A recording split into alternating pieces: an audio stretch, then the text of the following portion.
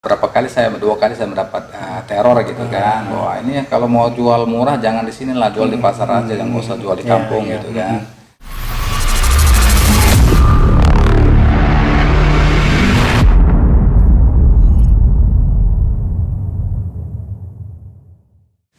Oke, akhirnya ente memilih untuk buka usaha toko sembako.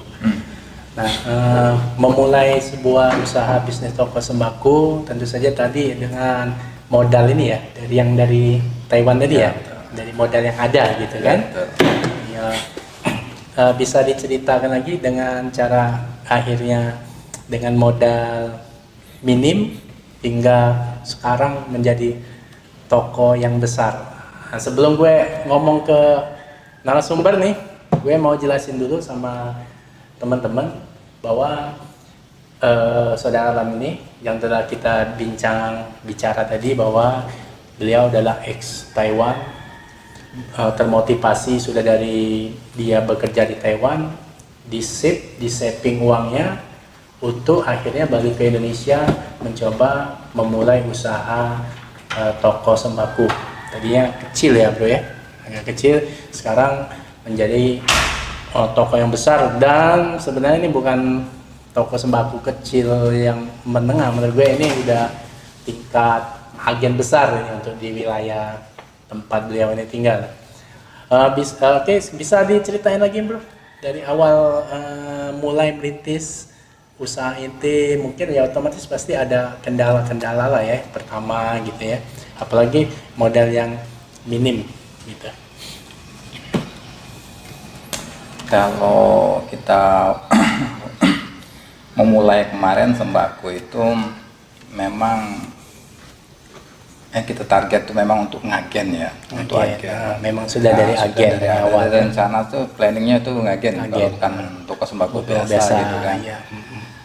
Jadi yang dipikiran ini gimana caranya dengan uang segitu, tapi bisa memenuhi kebutuhan toko gitu kan, para konsumen kecil, lah ya, langgan-langgan toko kecil gitu ya. Padahal kita juga usaha masih kecil pada saat itu. Ya. Tapi motivasi udah gede duluan gitu ya. Ya terpaksa saya ada teknik-teknik yang harus saya lakukan untuk bisa memuaskan pelanggan bahwa ini harus sesuai lah, sebagai seorang agen tuh barangnya harus begini gitu kan. Jumlah barangnya harus banyak atau gimana kan. Sedangkan kita pada saat itu modal sangat minim sekali. Dikarenakan bukan berarti penghasilan waktu di Taiwan tuh besar, sedikit juga bukan. Cuma berhubung kemarin kita pulang dari sana tuh memang bekalnya itu masih nggak ada apa-apa sama sekali, nggak ada rumah, nggak ada apa. Makanya sebagian modal tuh harus kita sisipkan untuk beli tanah dan bangun untuk toko kan, untuk toko sembako. Karena kalau kepikir kalau kita ngontrak, yang jelas kalau ngontrak itu pertama harus kita bayar tiap tahun. Nah, yang kedua pasti kalau kita posisi kita sudah mulai naik ibaratnya, itu biasanya pemiliknya antara dia mau naikin harga sewa atau dia mau pakai sendiri, jadi kita harus disingkirkan gitu kan. Itu yang harus yang kupikirkan. Kenapa jadi aku inisiatif harus punya tanah sendiri, harus punya ruko sendiri gitu kan. Makanya jadi sisa uang yang saya bangun segala macam itu saya harus kayak putar gimana caranya ini bisa tetap apa yang saya rencanakan itu tercapai gitu kan. Paksa saya harus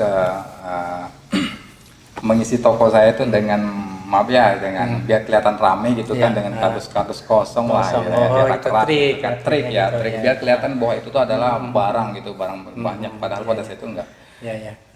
Biar seluruh pelanggan itu terpenuhi, pada saat itu kita juga harus setiap hari. Itu kan saya buka toko bukan kayak orang buka toko pagi-pagi. Saya agak siang buka, memang sekitar jam 7:30, jam 8 saya baru buka. Jadi dari pagi itu sekitar jam 6 saya cari barang dulu. Sudah tahu, saya sudah paham ini barang dibutuhkan ini. Itu harus standby. Oh gitu ya. Jadi permintaan pelanggan biasanya ada yang nggak terpenuhi, alasan kita maaf nggak bisa dipenuhi karena waktu pengirimannya nggak bisa cepat. Oleh karena kita pada saat itu sudah sistem antar jasa antar. Oke.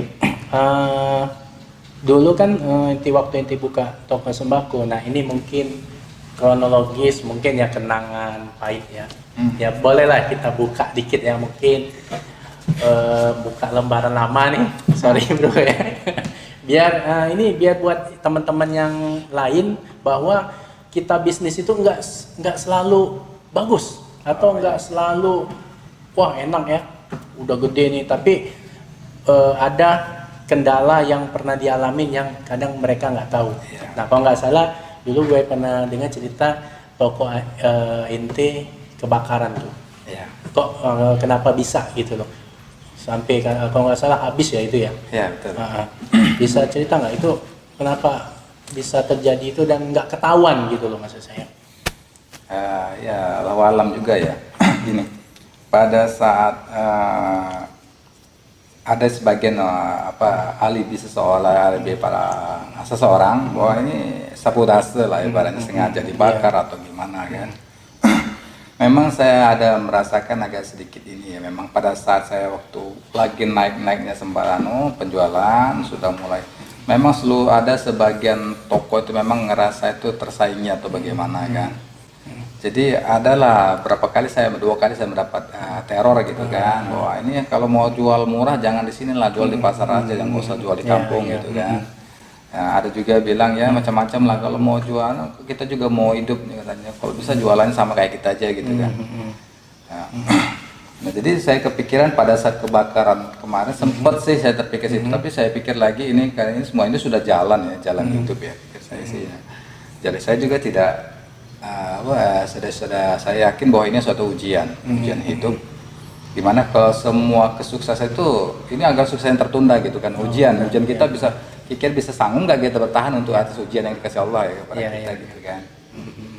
Terus saya waktu itu sudah kebakaran, saya udah nggak bisa apa-apa lagi, modal sudah nggak ada sama sekali, ya, sempat down juga, modal nggak ada lagi. Ya saya punya harta, saya punya itu ya lah tadi ya, rumah tinggal itu yang sudah kebakar itu ya. Jadi ya sempat ya vakum lah, saya nggak dagang itu sampai 2 tahun. Oh 2 tahun. 2 tahun saya nggak bisa. Kalau kenapa nggak ada modal sama sekali. Ya, akhirnya bangkit kembali. Iya. Itu bangkit pun saya bukan rencana saya sendiri untuk kembali ke usaha yang ini gitu kan. Saya pikir karena kayaknya sudah nggak ada jalan untuk modal gitu, modal usaha itu nggak ada gitu ya. Nah, tiba-tiba ada salah seorang itu pengen beli itu rumah tanah, habis kebakaran itu beli sama dia. Pada situ aku nggak pikir mau jual mau apa ya kan, pikir aku itu punya aku harus ketempati lagi itu yang pikir, tapi aku nggak punya modal gitu kan. Pada situ aku habis kebakaran itu saya juga kebetulan numpang ada rumah saudara itu lagi kosong juga, saya numpang di situ. Terus ada salah satu orang mau pembeli, kayaknya udah tahu bahwa itu tempat itu kayak mungkin bagi dia merasa bahwa itu hoki nih tempatnya. Ya, ini tempat kayaknya merasa hoki banget gitu. Padahal tempatnya kampung tapi rame gitu kan. Itu kepikirannya di situ. Jadi disanggup beli mahal pada saat itu. Saya nggak kepikiran dia mau beli berapa, saya bilang. Ini mau dijual nggak katanya. Iya. Saya bilang emang mau beli berapa gitu. Oh gue beli segini nih katanya saya. Nilainya lumayan fantastis kan. Terus memang nggak ada untuk masalah harga di situ kayaknya bukan harganya gitu kan, harga terlalu tinggi dia beli. Tinggi karena mungkin dia nganggap bahwa ini tempatnya hoki karena kan gitu tadi kan rame tuh kan, rame. Betul. Ya, terus ya oke. Akhirnya jadi beli gitu ya. Jadi beli ya. Jadi beli ya. Itulah makanya saya mulai lagi, saya coba lagi dengan modal yang saya ada, saya keluar. Tapi pada saat itu saya bukan ruko bukan punya sendiri kan, kebetulan ada punya orang tua udah terbengkalai, oleh karena itu tuh sebenarnya bangunan gedung ya, gedung walet ya. Cuma nggak ada pintu, nggak ada apa-apanya gitu kan, tapi butuh dana lagi untuk pengerehaban pada saat itu. Jadi hingganya rehab ya. Terus hingga bangkit lagi buka lagi Sembako. Kebetulan juga pelanggan setia itu masih banyak gitu kan. Gitu, yang royalis ya. Yang royalis masih banyak. Jadi mereka tuh udah tahu kita buka, respon mereka tuh cepet gitu kan. Mereka tuh langsung belum apa-apa dia udah ya kayak biasa lah gitu kan. Ya mungkin dari ketegaran ente tadi bro, ya mungkin yang namanya Allah kan memberi cobaan tuh pasti umatnya bisa mengatasi lah ya. Ini nggak terlalu ini kan. Kalau balik masalah tadi kita udah bahas kan masalah bisnis Anda sembako yang sekarang udah lumayan besar. Sekarang Bro, untuk karyawan berapa orang sekarang? Untuk karyawan? Untuk karyawan toko ya, seluruhnya. sembako ini keseluruhan itu ada 4 orang. Nggak ditambah lagi atau ada sebagian yang berhenti atau memang kemarin sudah ada yang keluar 2 perempuan, 1 laki-laki. Ada kemungkinan nambah karyawan lagi. Pasti oleh karena kita itu pun kadang-kadang kemarin dengan ada karyawan 7 karyawan kemarin aja udah masih kerepotan untuk pengiriman barang ya, pengiriman orderan gitu ya. Ya jelas pasti kurang sih. Oke, sekarang kita balik ke tema lagi, tema tentang TKI, ya, karena itu tadi basically yang pernah menjadi tenaga kerja Indonesia khususnya negara Taiwan, dan mungkin ET bisa memberikan sedikit motivasi atau apalah yang bisa buat teman-teman kita yang mungkin mereka baru ingin nih, kayaknya gue pengen juga mau kerja di Taiwan, tapi ya berhubung di Indonesia mungkin saat ini belum ada pekerjaan bagi mereka kan. Atau buat teman-teman kita yang TKI, khususnya di negara Taiwan, ada loh bro, sampai 9 tahun itu dia belum pulang. Ada itu teman gue sempat, ngapa belum, tarlah ini. Nah mungkin dia kan belum ada, gue mau pulang, gue mau apa nih, gue bingung loh. Nah kadang sebenarnya mereka duit ada nih, gitu bro. Nah bisa nggak ente jelaskan mungkin dari pengalaman ini tadi, menjabarkan buat teman-teman kita yang udah lama lah ya di negara orang agar bisa balik ke Indonesia gunakan modal dia untuk buka usaha. Nah motivasinya mungkin bisa kamu terangkan seperti pengalaman yang telah kamu dapetin atau tips and trick. Nah itu yang tepatnya tips and tricksnya gitu. Jadi kita tuh punya termotivasi, pokoknya gue pulang ke Indonesia gue harus bisnis gitu. Makanya tadi dari awal gue selalu bilang salam sukses, kita harus orang sukses dong. Karena gini ya guys ya, kita nggak selamanya kita harus bekerja dengan di luar negeri ya, apalagi usia semakin semakin tua lah kita ya. Jadi kita harus mempersiapkan diri kita untuk di masa tua kita lah ya. Nah jadi karena alam ini udah punya pengalaman, dia buka toko sembako tadi kecil menjadi besar, nanti kita lihat tokonya ya. Gue juga penasaran nih, mau lihat nih ya. Nah tapi sebelum itu tolong dong tips trik agar teman-teman kita itu bisa mengikuti jejak kita menjadi pembisnis yang sukses.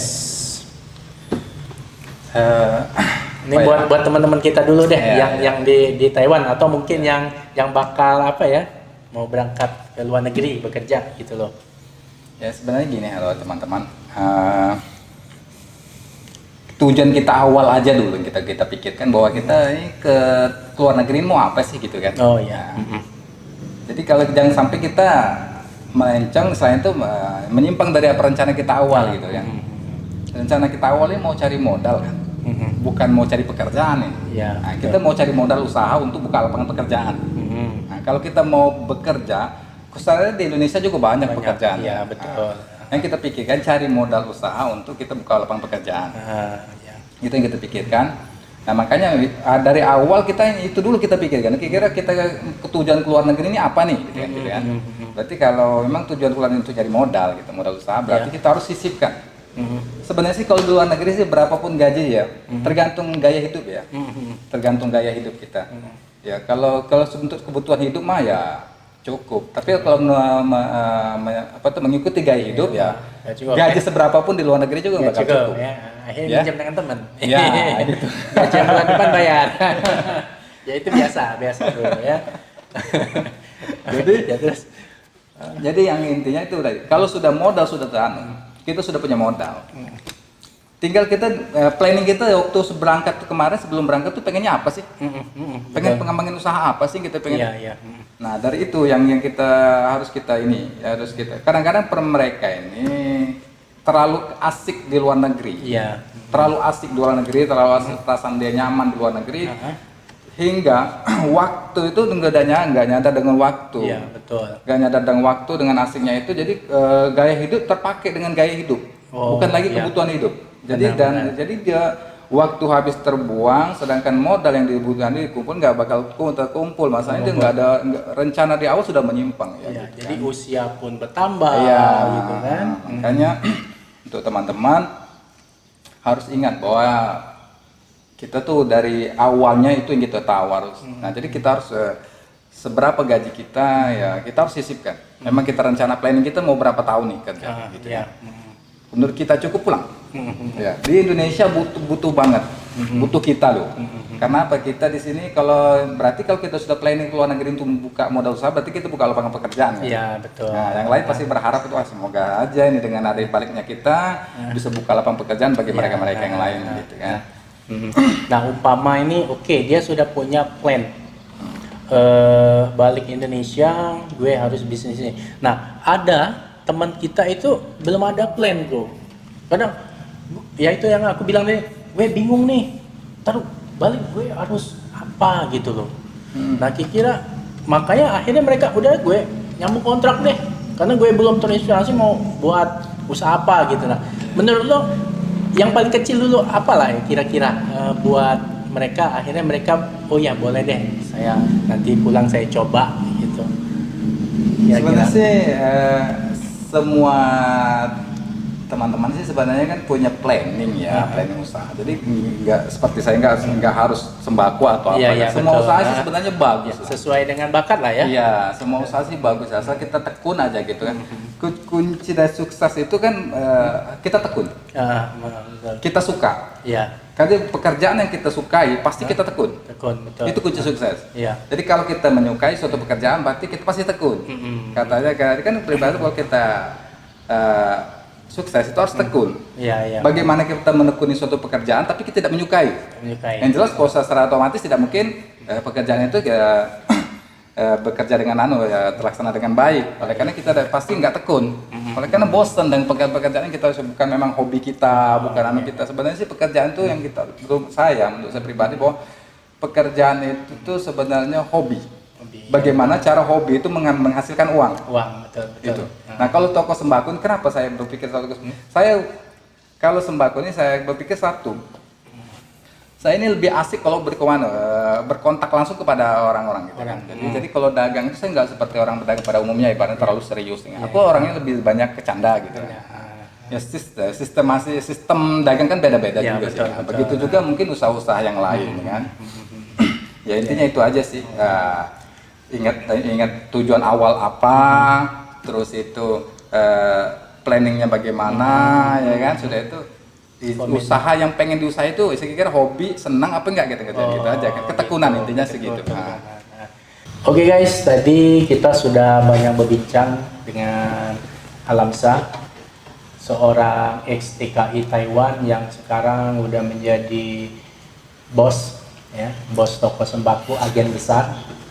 Dan mungkin pembicaraan ini tujuannya sih cuma satu, buat gua dan juga buat Anda yang menonton YouTube ini, jadikan perbincangan sharing ini sebagai motivasi buat saya sendiri pribadi dan juga mungkin buat teman-teman ya, khususnya mungkin teman-teman yang ada niat mau ke luar negeri atau ke negara mana aja, dan juga buat teman-teman ya yang udah ada di luar negeri mungkin bingung nih pulangnya nanti mau apa, dan ini bukti bahwa teman kita Alamsyah bisa kok dengan tips and tricks yang dia sebutin tadi. Yang pasti kita harus punya komitmen, nah itu yang penting ya. Pokoknya jangan lupa subscribe di sini, nantikan video saya berikutnya. Inilah video sebagai motivasi buat kita semua. Wassalam, salam sukses karena kita harus sukses.